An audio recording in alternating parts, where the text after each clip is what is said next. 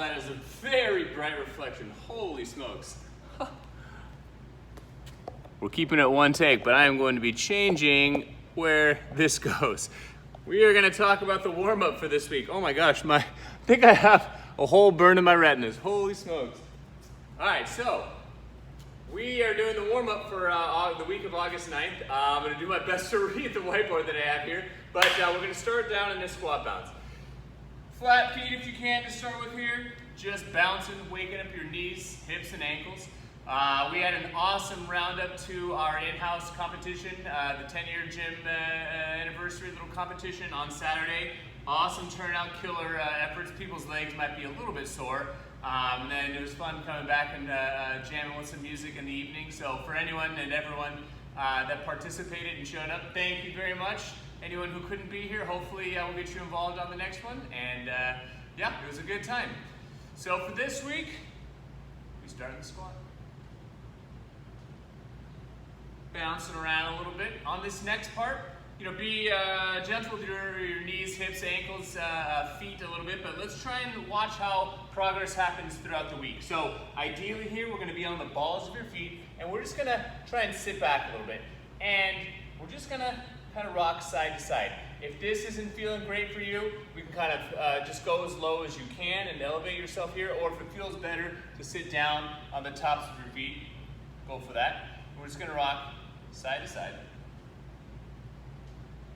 Like I said, finding whichever one offers you a little bit of a challenge.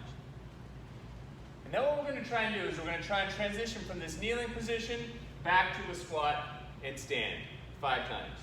So squat down, kneel to the ground, come back, and stand. A lot of ways you can do it. Doesn't necessarily have to pass through a flat foot.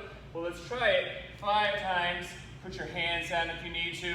Find the transition that works for you, but up and down, basically getting down to your knees 5 times, and then back up.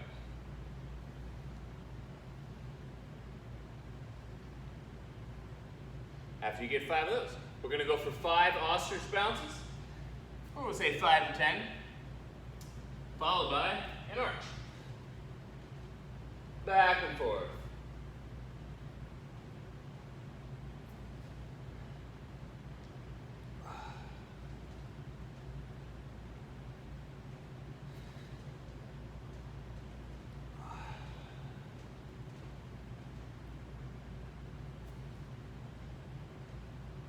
Solid. After those, we're going to get some of the given arm swings. So we'll just do, 10 to 15 of these. Where we're letting those arms swing, and you think about this momentum that you generate as your arm starts in the back here and they swing forward. If you keep your arms and your hands kind of like relaxed, they will generate some momentum, and you can use that momentum to kind of help elevate you on this next part, where we're going to add just a little bit of a jump. So imagine trying to generate this momentum, get some inertia kind of behind you there, and allow it to help carry you off the ground. This is a full body effort. If you can get the arms involved with the timing there, it makes it a little bit more manageable, makes it a little bit more fluid. So we'll get about 5 to 10 with the jump. Then we're gonna do some arm circles. If you've been warming up with us for the past few weeks, you've seen these. We'll start with about 5, going over the top in front, and then about 5, scooping under in the back. And if it makes sense to you, if you want to try it, I want you to try and combine them. Over the top in the front, underneath in the back. It's one of these things where if you can get the timing right and you can just relax into it, they flow pretty naturally into each other. So over the top in the front, underneath in the back.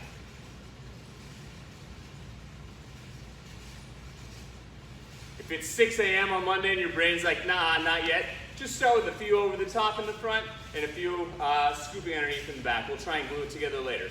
Let's switch arms.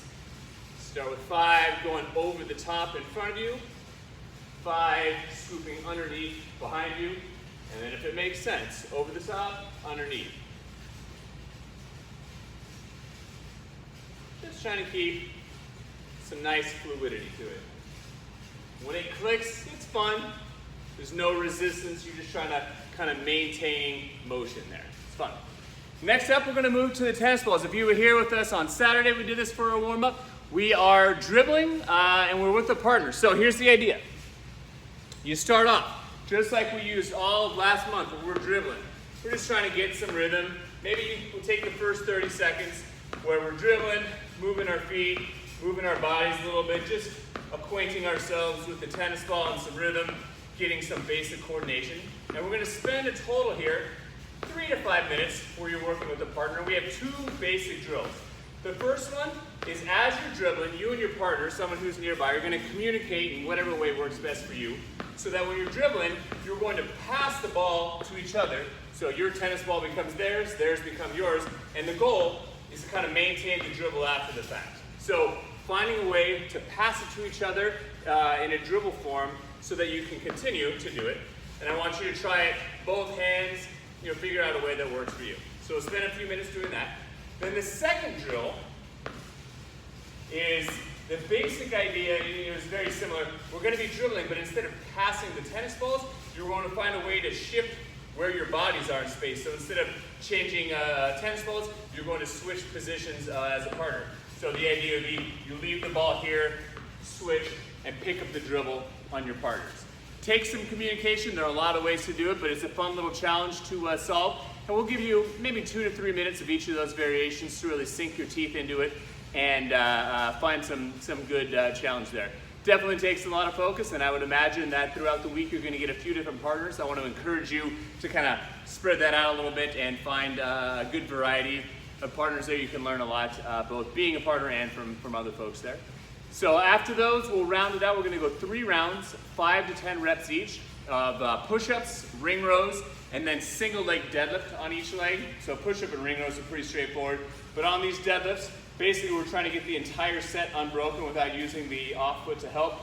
Trying to go down. If you can touch the ground with both hands, that's ideal. Stand all the way back up at the top and really hold yourself to trying to grab the ground with your foot and get the full balance element out of it. 3 rounds, 5 to 10 reps. Enjoy it. See you guys in here.